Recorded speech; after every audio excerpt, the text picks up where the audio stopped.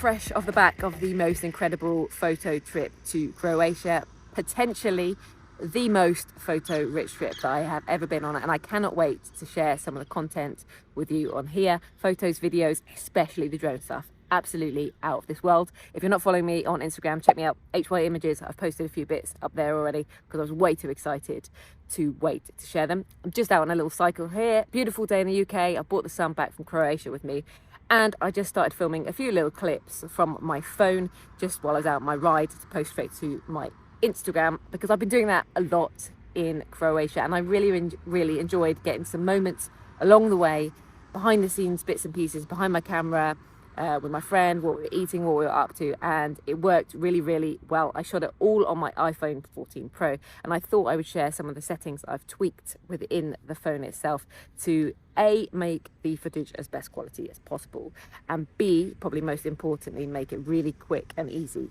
to share to Instagram, because otherwise it's a bit of a faff if you've got to start fiddling about with editing it. So I'm going to share with you my top 5 settings and top 5 things that I do with my phone to capture those really cool behind the scenes little clips along the way to post to social media.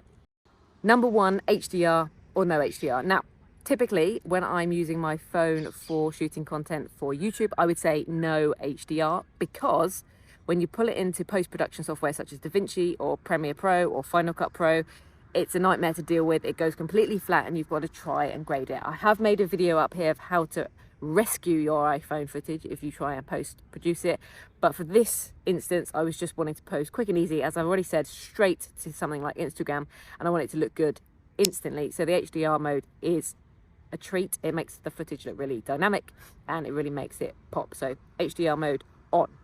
Secondly is file resolution. My go-to is 4K at 30 frames per second, 4K being the best quality, and 30 frames per second giving you that nice natural cinematic look, especially when you're moving, get things moving around you in a nice natural way. I typically don't shoot in slow motion, but if I do, then I would go straight into the slow motion mode. I shoot at 1080 at 120 frames per second because I find the 240 is too much. The quality takes a massive nosedive, and I make sure that if I am shooting in slow mode, I'm in really good lighting conditions, because again, in any kind of dodgy lighting conditions where it's getting a bit low light, the quality just drops right off. I don't use ProRes or cinematic mode, just the standard modes. Thirdly is lens choice. My 2 go-tos are the 0.5 and the ×1. 0.5 I love. It gives a really unique look, and for those point of view shots where you're trying to show the scene off, maybe with you in it, maybe with someone else in it, or something in your hand, it works super well and you get nice background in it, a little bit like I have now. Also helps with stabilization if you're moving along. So I always use it when I'm on my bike. I always use it when I'm walking or moving or trying to track something and move along with it.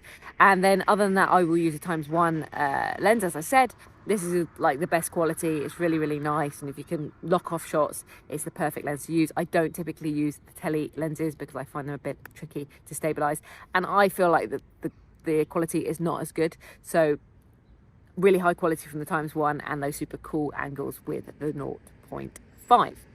Next up is stabilization. I would use the enhanced stabilization mode on, especially useful when you're using that wide angle lens. It does crop in a little bit, but it doesn't matter too much in that instance because you don't actually lose that much out of it, and what you gain from it I think is well worth it. Again, especially if you're moving, bikes, running, walking, whatever it happens to be, it just gives you a slightly smoother look.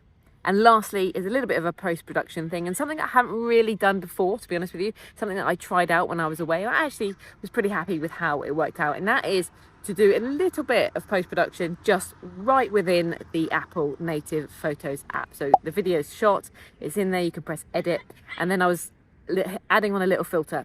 You could say this is a little bit controversial topic, but I was using either the vivid or the dramatic, just to add a little bit of pop and color to it pretty quickly and easily. But what I was doing is dragging the intensity slider right down to low, because when you put it on at 100%, which is what it automatically does, it looks pretty terrible usually.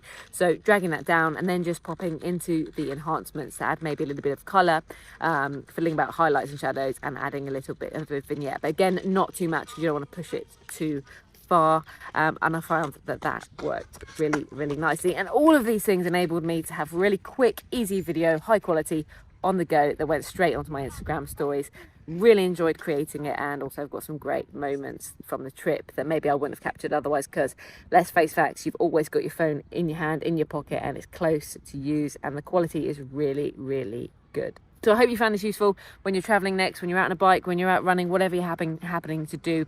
Use your phone, try these tips, and if you have any yourself, drop them in the comments below, because I'd love to hear them, and I'm sure other people would as well. And I will look forward to seeing you in the next video. And the actual reality of coming for a ride in Richmond Park on a sunny Saturday afternoon.